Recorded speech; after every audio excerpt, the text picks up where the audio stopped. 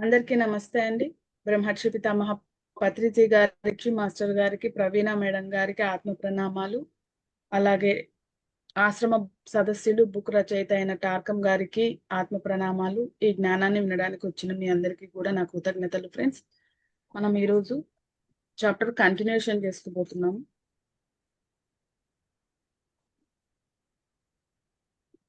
Question అక్క, ప్రశ్న అంటే మానవ ఆత్మ చైతన్యపు నిమ్న శరీరాల నుంచి మనోతలం వరకు ప్రయాణించి ఉన్నత మనోతలాన్ని చేరినప్పుడు కమలంలోను ఆభరణంలోను ఆత్మ కేంద్రీకరించబడుతుందా? ఇది క్వశ్చన్. మళ్ళీ ఒకసారి చదవమ్మా. మానవ ఆత్మ చైతన్యపు నిమ్న శరీరాల నుంచి మనోతలం వరకు మానవ ఆత్మ చైతన్యపు నిమ్న శరీరాల నుంచి మనోతలం వరకు ప్రయాణించి ఉన్నత మనోతలాన్ని చేరినప్పుడు కమలంలోను ఆభరణంలోను ఆత్మ కేంద్రీకరించబడుతుందా? ఇది క్వశ్చన్ అక్క. జవాబు ఖచ్చితంగా అంతే. అయితే అవి చిత్రాలు కాదు కనుక వాటిని చిత్రాలలాగా తీసుకోవద్దు. ఇది జవాబు. అంటే ఓకే, అంటే అవి ఇలా కమలున్నా ఇన్ని రెక్కలున్నాయి అన్ని రెక్కలున్నాయి అలాగా చిత్రాలలాగా తీసుకోవద్దు. జ్ఞానం పొందుతూ ఎదుగుతూ వెళ్ళండి అంటున్నాడు ఆయన. జ్ఞాన పరిధి పెరుగుతూ ఉంటుంది, వెళ్ళిపోతూ ఉండడమే. అది ప్రత్యేకించి ఈ చక్ర ఆ చక్ర ఇవి కూడా దాటండి అంటున్నాడు ఆయన. జ్ఞానాన్ని పెంచుకుంటూ వెళ్ళడమే, జస్ట్ తెలుసుకోవాలి అంతేకాని దాన్ని డెప్త్ లోకి తీసుకెళ్లాల్సిన అవసరం లేదు. జ్ఞాన పరిధి పెరుగుతూ ఉంటే ఆటోమేటిక్ గా ఒక్కొక్క చక్రం దాటుతూ వెళ్తాం, అలాగే ఒక్కొక్క శరీరాన్ని దాటుతూ ఉన్నత తలాల్లోకి వెళ్ళిపోగలుగుతుంటాం. అది ఆత్మ గురించి భావించేటప్పుడు మిమ్మల్ని మీరు స్ఫులింగాలుగా చూసుకోండి. మీరు మనోతలాన్ని చేరినప్పుడు అక్కడ రూపాలు ఉండవు. 4 నిమ్న స్థాయిలలోనూ రూపాలు ఉంటాయి. వారు మనలాగానే మానవులు, కానీ మీరు ఉన్నత మనోతలాన్ని చేరితే స్ఫులింగాలను చూస్తారు. అవి దివ్య భాషంలో సమాచారం నేర్పుతాయి. ఆత్మ గురించి భావించేటప్పుడు మిమ్మల్ని మీరు స్ఫులింగాలుగా చూసుకోండి. మీరు భావించేటప్పుడు మిమ్మల్ని మీరు ఈ నేను అనే దాన్ని భావించండి, అంటే ఊహించండి అని. మీరు మనోతలాన్ని చేరినప్పుడు అక్కడ రూపాలు ఉండవు. 4 నిమ్న స్థాయిలలోనూ రూపాలు ఉంటాయి అంటున్నారు.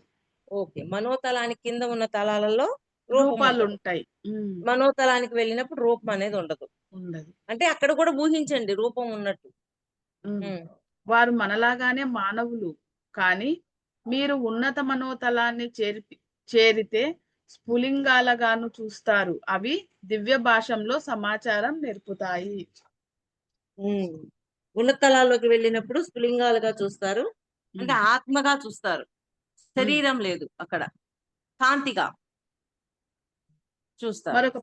మరొక ప్రశ్న అక్క, జంతు సామ్రాజ్యం మేధో కోణంలో ఉంటుందా? జవాబు అవును అని అంటున్నారు, మరి కాదు అంటున్నారు. అవును మరి కాదు. జంతు సామ్రాజ్యం మన మేధో కోణానికి అనుగుణ్యతలో ఉంటుంది. మొత్తం జంతు సామ్రాజ్యం మన మేధో కోణానికి అనుగుణ్యంలో ఉంటుంది. అది వాస్తవీకరణ కంటే భిన్నమైనది. ఉదాహరణకు ప్రభుత్వంలో ప్రెసిడెంటు, విదేశాంగ మంత్రి, హోం మంత్రి, ముగ్గురు ముఖ్యులు వాళ్ళు ఉంటారు. వారు తండ్రి, కుమారుడు, పవిత్రాత్మలకు అనుగుణ్యంగా ఉంటారు. వారు తండ్రి, కుమారుడు, పవిత్రాత్మలకు అనుగుణ్యంగా ఉంటారు. అయితే వారు తండ్రి కాదు, లేక ఆత్మ కాదు. అది అనుగుణ్యత, ప్రతిబింబత. అత్యంత ప్రాథమికంగా అవి అనుగుణ్యతలో ఉంటాయి. ఇప్పుడు చదవండి. జంతు సామ్రాజ్యం మేధో కోణంలో ఉంటుందా? ఇది ప్రశ్న మేడం. జవాబు అవును మరి కాదు. జంతు సామ్రాజ్యం మన మేధో కోణానికి అనుగుణ్యతలో ఉంటుంది. అది వాస్తవీకరణ కంటే భిన్నమైనది. ఉమ్, ఉదాహరణకు ప్రభుత్వంలో ప్రెసిడెంట్, విదేశాంగ మంత్రి, హోంమంత్రి, ముగ్గురు ముఖ్యులు ఉంటారు. ఉమ్, వారు తండ్రి, కుమారుడు, పవిత్రాత్మలకు అనుగుణ్యంగా ఉంటారు. ఉమ్, అయితే వారు తండ్రి కాదు లేక ఆత్మ కాదు. అది అనుగుణ్యత, ప్రతిబింబత అత్యంత ప్రాథమికంగా అవి అనుగుణ్యతలో ఉంటాయి. కింద ఇంకో పేరా అనుగుణ్య ఉంది. అనుగుణ్యతనా ఉమ్, అనుగుణంగానా? అనుగుణ్యత, అనుగుణ్యత కింద ఇంకో పేరా ఉంది మేడం, అది కూడా చదువుతాను. ఉమ్, అది అంతా ఉమ్, ఉన్నత మనోతలంలో ఆత్మల స్ఫులింగాలుగా చూడబడే చోట జరుగుతుందట మేడం. ఉమ్, మీరు నిద్రలో ఉన్నప్పుడు ఆ అనుసంధానతను, అనుభవాన్ని పొందవచ్చు. కానీ మీ మెదడు దానిని చిత్రాలుగా అనువదిస్తుంది. మీరు మేలుకున్నప్పుడు అది రూపాలుగా అనువదిస్తుంది. Okay okay. అంటే మనము మాస్టర్స్ తో కనెక్ట్ అయినప్పుడు, ఆ చైతన్యంతో కనెక్ట్ అయినప్పుడు రూపం ఉండదు అక్కడ.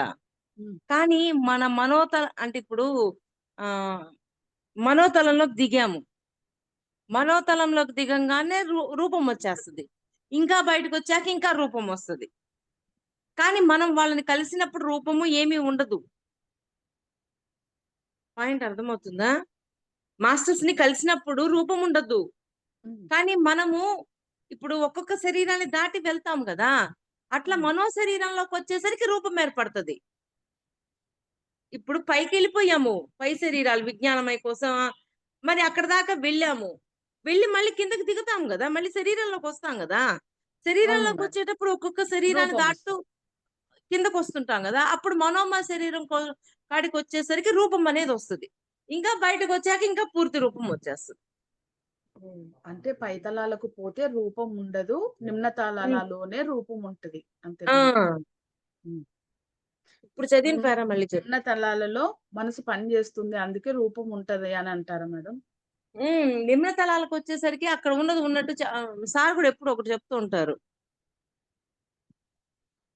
మహాభారతం రాసేటప్పుడు వ్యాసుడు అక్కడ తెలుసుకొని మళ్ళీ మనోమయ కోశంలోకి వచ్చేసరికి దాన్ని అక్కడ రాయడానికి ఇష్టపడరు.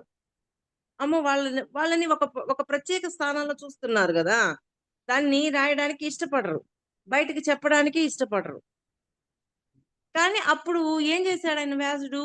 విఘ్నేశ్వరుణ్ణి సాక్షిగా పెట్టుకొని మనోమయ కోశంలోకి రాకముందే విఘ్నేశ్వరుడికి చెప్పి రాయించాడు. అవును, అర్థమైంది.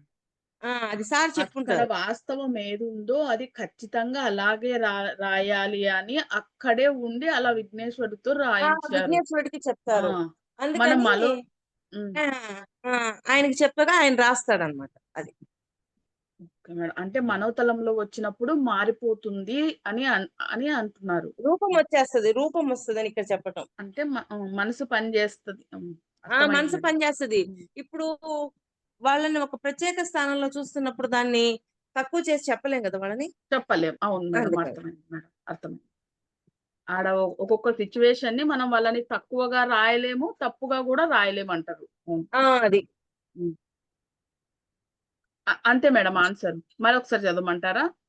క్వశ్చన్ ఆన్సర్ రెండు చదువు. ఆ, జంతు సామ్రాజ్యం మేధో కోణంలో ఉంటుందా? జవాబు మేడం, అవును మరి కాదు. జంతు సామ్రాజ్యం మన మేధో కోణానికి అనుగుణ్యతలో ఉంటుంది. ఉమ్. అంటే జంతు సామ్రాజ్యం అంటే జంతువులకు మనసు పనిచేయదని అంటున్నారా మేడం? అంటే మేధో ఉంటది కోణానికి. ఉండదని రెండు చెప్పాడు, అవును అవునవును. కాదు అన్నట్టు చెప్పాడు. అవును మేడం. కానీ కానీ చదువు ఆ, చెప్పు. అది వాస్తవీకరణ కంటే భిన్నమైనది. ఉదాహరణకు ప్రభుత్వంలో ప్రెసిడెంట్, విదేశాంగ మంత్రి, హోంమంత్రి, ముగ్గురు మనుషులు ఉంటారు. వారు తండ్రి, కుమారుడు, పవిత్రాత్మలకు అనుగుణ్యంగా ఉంటారు. ఉమ్. అయితే అంతేనా? వారు తండ్రి కాదు లేక ఆత్మ కాదు. ఉమ్. అది అనుగుణ్యత, ప్రతిబింబత అత్యంత ప్రాథమికంగా అవి అనుగుణ్యతలో ఉంటాయి. అంటే ఇప్పుడు జంతు సామ్రాజ్యంలోకి వచ్చేసరికి మేధోశక్తి ఉంటది. కానీ ఉంటది. జంతువులన్నింటికి ఒక ఆత్మే ఉంటది. ఒక అవును మేడం, ఆత్మాయనం చదివారు కదా. చదివాను మేడం. అందువల్ల అంటే ప్రత్యేకించి ఒక్కొక్క జంతువుకు ఉండదు. గ్రూప్ సోల్స్ అంటారు. గ్రూప్ సోల్స్ కి గ్రూప్ సోల్స్. సంబంధించి హెడ్ కు ఉంటది మేధోశక్తి. అవును. అవును మేడం. వీటికి ఒక్కరికుంటది. ఉండదు. హ్మ్. అందుకని అలా చెప్తున్నాడు. Okay madam. అదంతా ఉన్నత మనోతలం, ఆత్మలు స్ఫులింగాలుగా చూడబడే చోట జరుగుతుంది. మీరు నిద్రలో ఉన్న స్థలంలో జరుగుద్ది ఆ మేధోశక్తి అంతా వాటికి. జంతు ఉన్న రాజ్యంలో. హ్మ్. మీరు నిద్రలో ఉన్నప్పుడు ఆ అనుసంధానతను, అనుభవాన్ని పొందవచ్చు. హ్మ్. కానీ మీ మెదడు దానిని చిత్రాలుగా అనువదిస్తుంది. మీరు మేల్కొన్నప్పుడు అది రూపాలుగా అనువదిస్తుంది. అంతే. మరొక ప్రశ్న. మిమ్మల్ని భౌతికంగా కలవని వారు కూడా మీ అనుసంధానతలో ఉంటారా? హ్మ్. జవాబు. సూక్ష్మ నిమ్న తలాలలో రూపం ఉంటుంది. మీరు ఆ తలాలలో ఉన్నప్పుడు దానితో గుర్తించుకుంటారు. సూక్ష్మ నిమ్న తలాల్లో రూపం ఉంటది. రూపం ఉంటుంది. హ్మ్. హ్మ్. మీరు ఆ తలాలలో ఉన్నప్పుడు దానితో గుర్తించుకుంటారు. అక్కడ రూపం ఉంటది కాబట్టి దానితో గుర్తించుకుంటారు. గుర్తించుకుంటారు. మీరు భౌతిక తలంలో కలుసుకున్నప్పుడు పరస్పరం విషయాత్మక తలం నుంచి గుర్తు చేసుకుంటారు. హ్మ్. అయితే ఉన్నత మానసంలో మీరు ఒక రూపం కాదు, లేదా ఒక చిత్రము కాదు. కేవలం ఒక పౌనపున్యం. కేవలం ఒక పౌనఃపున్యం మాత్రమే. పౌనపున్యం. హ్మ్. మీరు ఉన్నత మానసంలో ఈ పౌనపున్యంతో అనుసంధానించినప్పుడు అది నిమ్న తలాలలో ఒక రూపం లేదా చిత్రంగా అప్రయత్నంగా అనువదించబడుతుంది. హ్మ్. మనం భౌతికంగా ఎన్నడూ కలవని వారిని కూడా వారి కలలలో కలుస్తాము. చూడండి నిజంగా కొంతమందిని అసలు కలవలేదు భౌతికంలో. కానీ వాళ్ళని కలుస్తాం. అవును మేడం. హ్మ్. మన పెద్దవాళ్ళు గాని, ఎవరైనా చనిపోతే భౌతికంగా హ్మ్. కలవలేం కానీ, కలలో కలుస్తాము. మరో చనిపోయినోళ్ళనే కాదు ఎవరైనా సరే భౌతికంలో ఆహ్, శరీరంతో ఉన్న వాళ్ళనైనా సరే వాళ్ళ జీవాత్మల్ని హాస్టల్‌గా కలుస్తాం. అవును. అవును. హ్మ్. మరొక ప్రశ్న. అంటే దాని అర్థం వారు సూక్ష్మ లేదా నిమ్న తలాలలో ఉండి ఎవరినైనా కలుసుకున్నారా అనా? హ్మ్. లేక ఉన్నత తలంలో మీతో అనుసంధానంలో ఉన్నారా? ఇది ప్రశ్న మేడం. హ్మ్. జవాబు. వారు నిమ్న తలంలో కానీ, లేదా సూక్ష్మ తలంలో కానీ అనుసంధానతలో ఉండి ఉంటారు.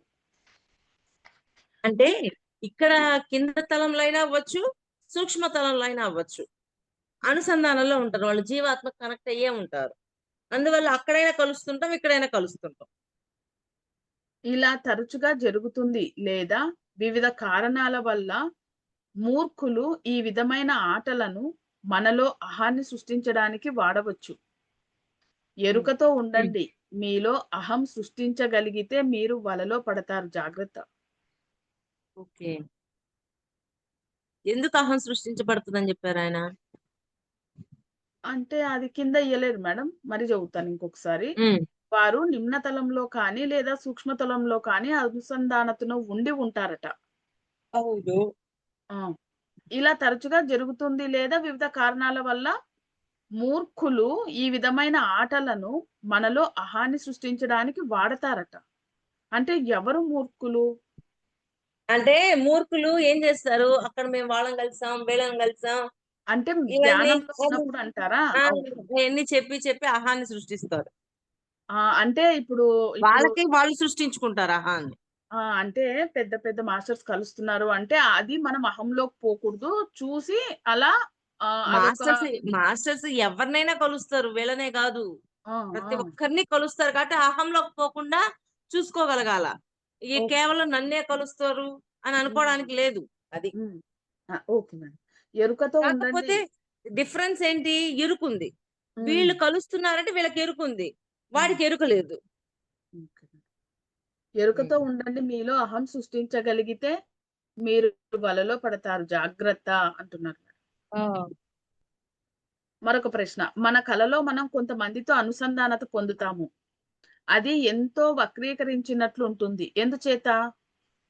ఇది ప్రశ్న మేడం. హ్మ్.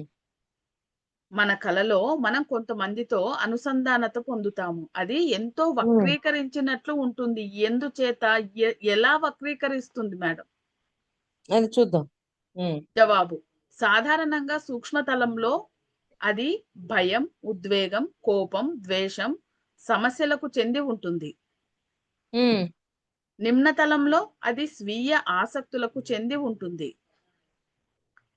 ఉన్నత మళ్ళీ మనోతలంలో సాధారణంగా సూక్ష్మతలంలో అది ఉమ్, భయము, ఉద్వేగము, కోపము, ద్వేషము సమస్యలకు చెంది ఉంటుంది. ఓకే. నిమ్న మనోతలంలో అది స్వీయ ఆసక్తులకు చెంది ఉంటుంది. ఉమ్, అయితే ఉన్నత మనోతలంలో అది నిర్మలమైన బోధన, నిమ్న మనోతలంలో అది సమస్యలు, సూక్ష్మ ప్రాణమయ తలాలలో అది భయం, కోపం, భయానకం. మీరు ఉమ్. అనుభవించే వాటిలో 90% మూర్ఖత్వమే. బాబోయ్! క్వశ్చన్ ఆన్సర్ చదువు బాబు. మన కలలో మనం కొంతమందితో అనుసంధానత పొందుతాము. అది ఎంతో వక్రీకరించినట్లుంటుంది. ఎందుచేత? ఉమ్, చెప్పండక్క. నాకు క్వెషనే అర్థం వక్రీకరించినట్టుంటది కాలే. ఎందుకు? అదే ఏం వక్రీకరించినట్టు అంటే వక్రీకరించింది? అదే అంటే ఆ వక్రీకరించడము అంటే వ్యతిరేకించినట్లా? అదే అక్క. ఇప్పుడు ఆ. ఇప్పుడు మాస్టర్స్ వాళ్ళు వీళ్ళు కలుస్తారక్క మనకి. ఇప్పుడు ఉమ్, మహాదేవుడు కనిపిస్తాడు. ఇంకా పెద్ద పెద్ద మాస్టర్‌లు అందరూ కనిపిస్తారు కదా! అక్కడ వాళ్ళు ఎలా ఏం వక్రీకరించిందని అయితే జవాబు చెబుతాక్క. సాధారణంగా సూక్ష్మ తలంలో అది భయం, ఉద్వేగం, కోపం, ద్వేషం సమస్యలకు చెంది ఉంటుంది. ఉమ్. నిమ్న తలంలో స్వీయ ఆసక్తులకు చెంది ఉంటుంది. అంటే స్వీయ ఆసక్తులు అంటే మీ లోపల ఉన్న ఆసక్తితో సృష్టించిన రూపంతో ఉంటుంది అది నిమ్న తలంలో. నిమ్న తలంలో. అంటే నిమ్న తలంలో మనసు పనిచేస్తుంది కాబట్టి.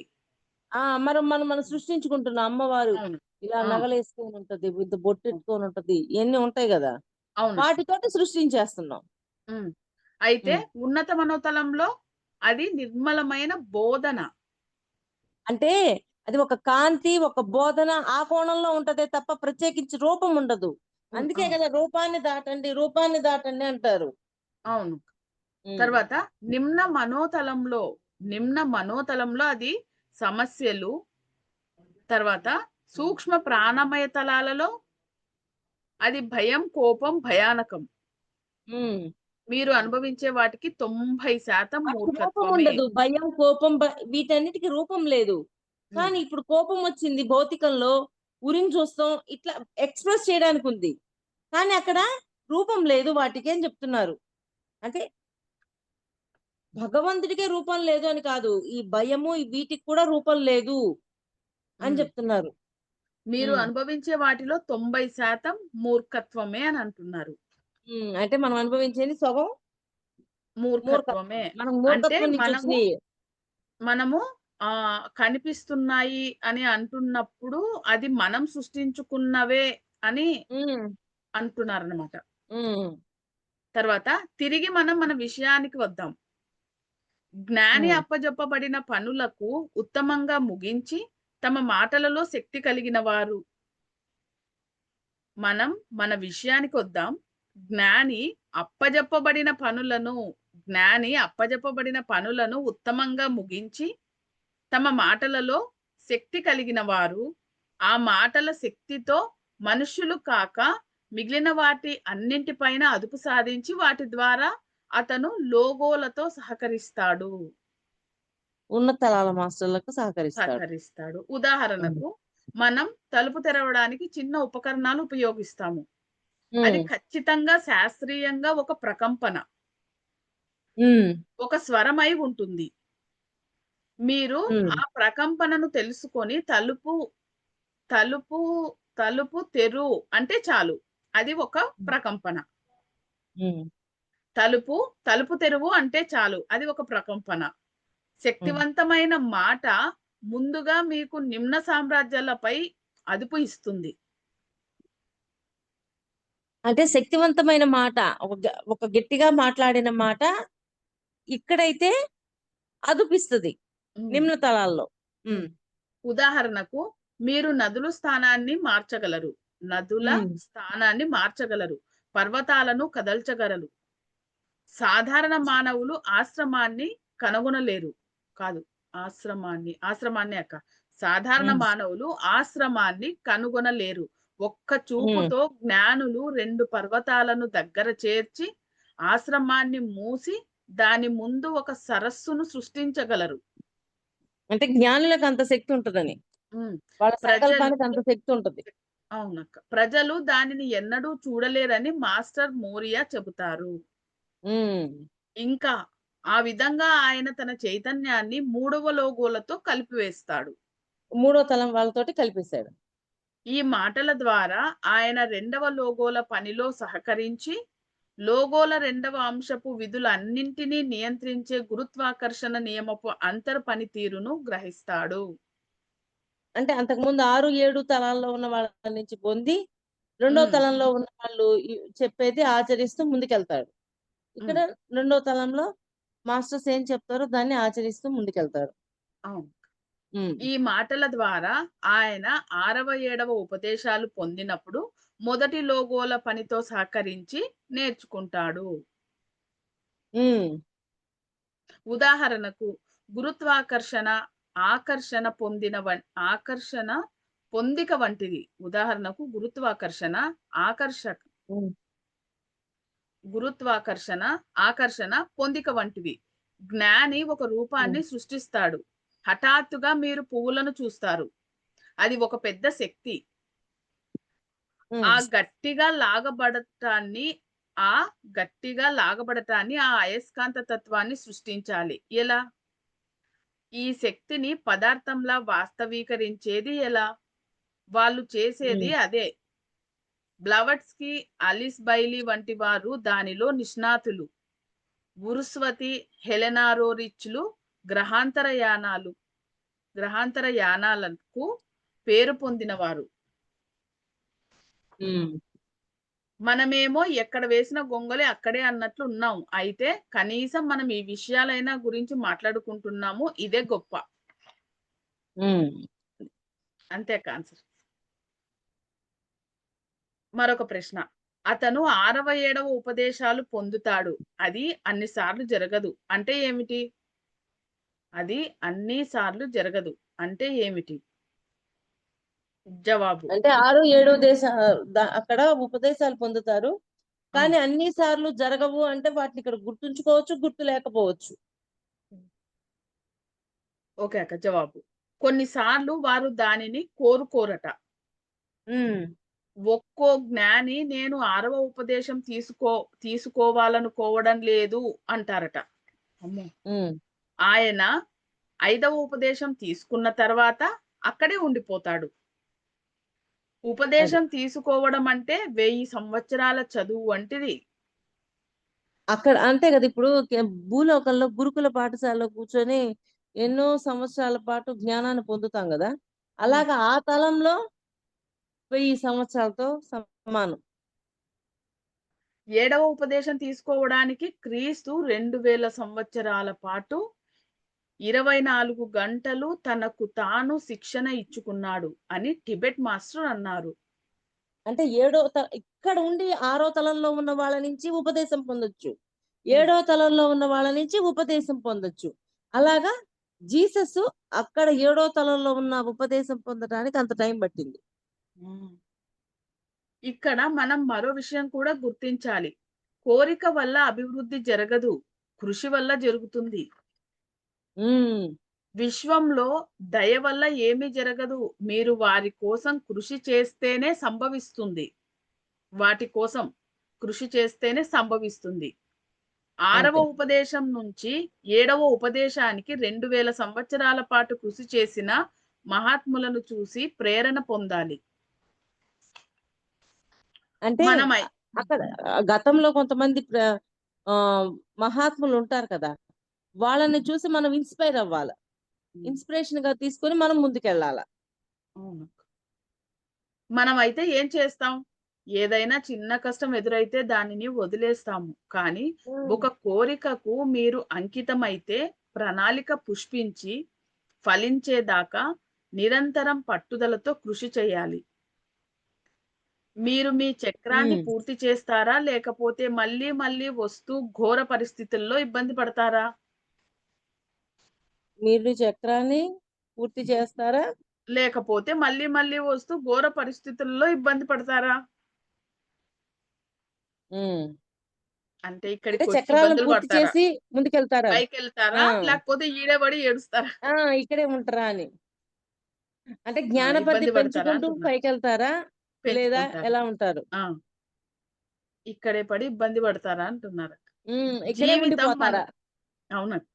జీవితం మనకు బోధిస్తుంది. మీరు మూర్ఖంగా ప్రవర్తిస్తే మీకు మీరే వలలో చిక్కుకొని, నేను ఈ విధంగా చెయ్యకూడదు అనుకుంటారు.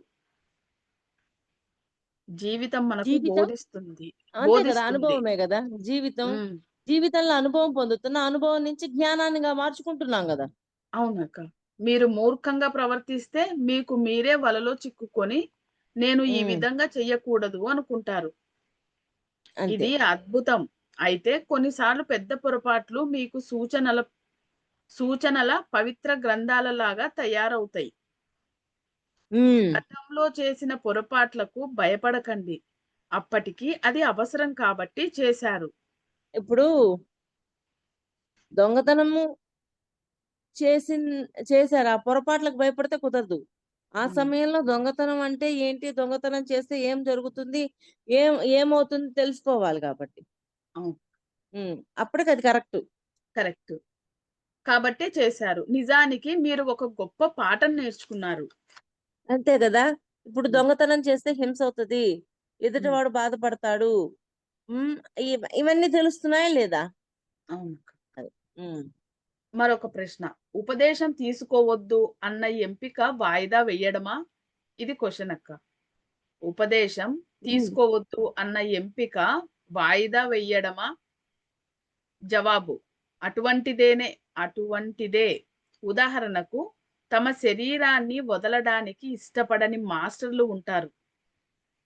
ఏడవ హ్మ్. ఉపదేశం తీసుకోబోయే ముందు మీ శరీరం అంతరావబోధ పదార్థంతో తయారు చేయబడుతుంది. హ్మ్. క్రీస్తు శరీరం దాదాపు పరమాణు పదార్థంలో రేడియోధార్మికతతో ఉంది. ఆయన తన శరీరం వదిలిపెట్టాలని అనుకోలేదు. ఆయన తన తోటి మానవులను చిన్న పిల్లల వంటి వారిని వదిలి వెళ్ళాలనుకోలేదు. హ్మ్. మాసర్ మోరియాకు 5,00,000 మంది సైనికులు. 50 సంవత్సరాల పాటు చీకటి శక్తులను నాశనం చేసి, భారతదేశాన్ని ఎంపిక చేసి సంపద, ఆనందం, ఆరోగ్యాలను తీసుకొని వచ్చారు. వచ్చా వచ్చేవారు. తీసుకొని వచ్చిన వారు ఉండేవారు అంటున్నారు. హ్మ్. తరువాత వారు ప్రపంచమంతా వెదజల్లబడ్డారట. ఎవరు చీకటి శక్తులన్నీ దాటినోళ్ళు మళ్ళీ ప్రపంచంలో అక్కడక్కడ వెదజల్లబడ్డారు. వెదజల్లబడ్డారు. ఆ! అంటే అంటే, అక్కడి నుంచి వాళ్ళు కొంతమందిని తయారు జేస్తారు. అంటే అక్కడక్కడ పుట్టినారంటారనమాట అట్లా. అంతే. అవునా? ఆ! ఆయన ఒకే వారి ప్రదేశంలో అంటే ఆయన ద్వారా మార్పు చెందిన వాళ్ళు ఒకే చోట పుట్టకుండా అక్కడక్కడ పుట్టారు. ఆ! ఆయన హ్మ్. వారికి సహాయం చేసి బోధించేవారు. హ్మ్. ఒకవేళ ఆయన ఉపదేశం పొంది ఈ గ్రహాన్ని వదిలిపెడితే వారందరి సంగతేమవుతుంది? వారి చైతన్య స్థాయిలో మానవ ఆత్మలకు గొప్ప ఆధ్యాత్మిక గుర్తింపు ఉండటంతో వారు ప్రజలను వదిలి వెళ్ళలేరు. అది కొంచెం వాయిదా వేయడమే. అంతరిక్షంలో అది ఎక్కువ కాలం కాదు. అంతే అక్క. చాప్టర్ కంప్లీట్ అయిపోయింది. స్టాప్ చేస్తా.